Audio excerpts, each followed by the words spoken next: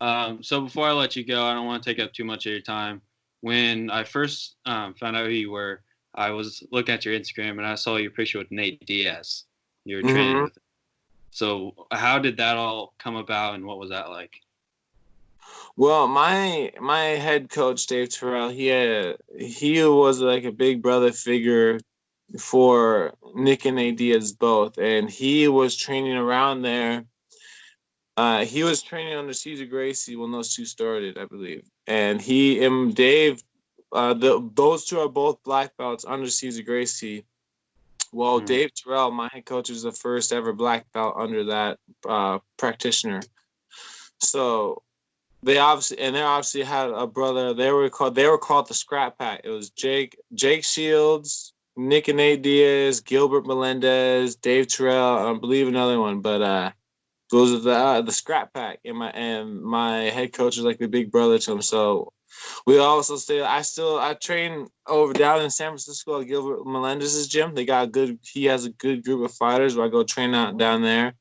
And Jake Shields is kind of like he kind of flows and he'll be training there. Sometimes he'll be training in Concord. He just flows. Jake Shields just flows around. mm, But Nate and now Nate. Well, I started training with the Diaz brothers a long time ago because Dave had brought us. He did a trip. He took us to Caesar Gracie's, and the Diaz brothers were there, and we all met up. And then we had a good wrestling. And then I had a tough wrestling session with one of the big wrestlers that trains for that gym. And I think just Nick always just remembered from that day.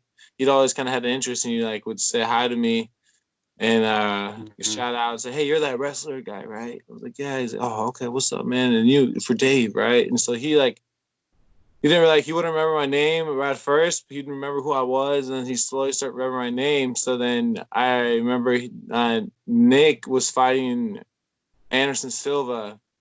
I don't know if you remember that fight, but Nick Diaz was fighting Anderson Silva. So live, but I got what's that? Oh, sorry. oh, Oh, I said so I didn't watch it.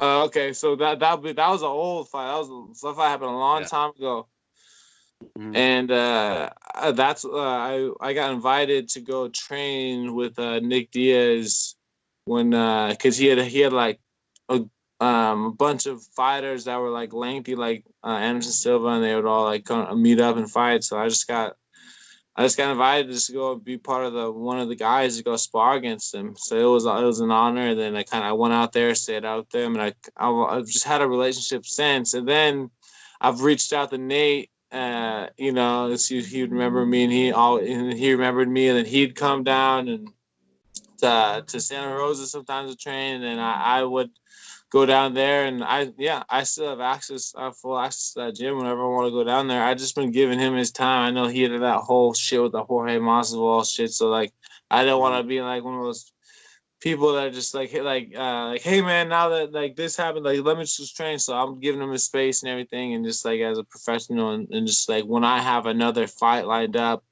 Again, I'm just gonna like hit him up and be like, "Hey, man, it is a long. It's like a 4 or 5 hour like round trip. It's like two something hours there, two something. So it is a bit of a trip. But he says when I go out there, I go for like 3 or 4 days, mm. and they let me and Nick, or excuse me, Nate. He has an apartment down there where he lets fighters stay at, and I'm welcome to go down there anytime I want. So we'll That's see. super. That's insane. How are they like as real as they seem they are? I'm assuming Oh, they are, but oh yeah, they're real. They're real. I mean, for sure. I love them to death, man. They are so real, but also it's just like, dude, they would if they saw a homeless guy with a shirt with no shirt, they'd take off the shirt off their back and give it to him. They're like just it was actually a funny thing that I don't like the guy Conor McGregor, but it was a funny thing he said about Nate. He's just like, you're fucking throwing up gang signs in one hand and filling up little balloon animals for the kitties in the other. And like, you know what? That was like one of the best comments that he has ever said because it's true. Because they're such fucking nice and respectful people. But if you fucking fuck with them, yeah, you're gonna get the business. So just they're as real as it gets. Just speaking of Conor, do you think that's Nate's next fight with the whole D Ferguson fight going down at 155? The winner will get I think. Khabib. I mean, if he whenever Nate wants to come back, I think money wise that'd be a great fight for him.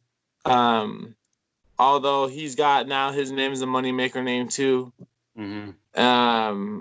In which took a lot longer time to get to that point than I felt he would deserve, but it's finally there. So, I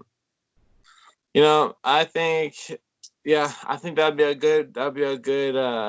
I think for him, it would finish up the trilogy, shut up Conor, because I think he won both those fights. Yeah, Conor didn't finish him, and he did some damage, but dude, like. Fucking Nate was still coming at him the whole fucking fight.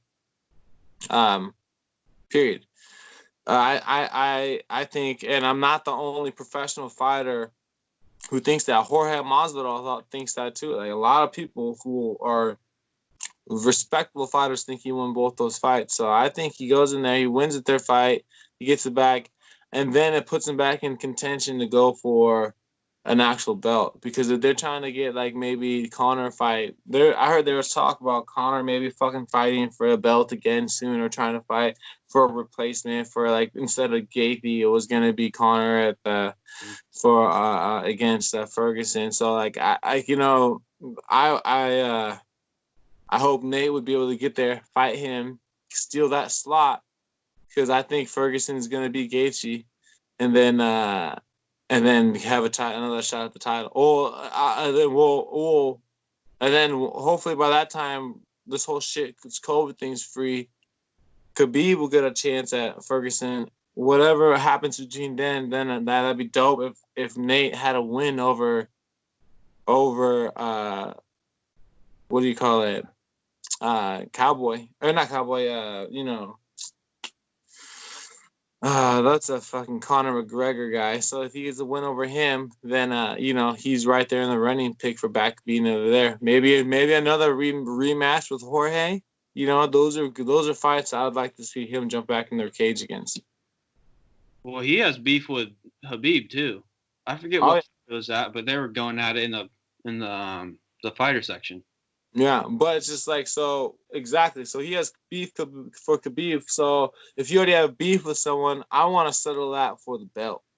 Okay, and so does the rest of the world for marketing purposes.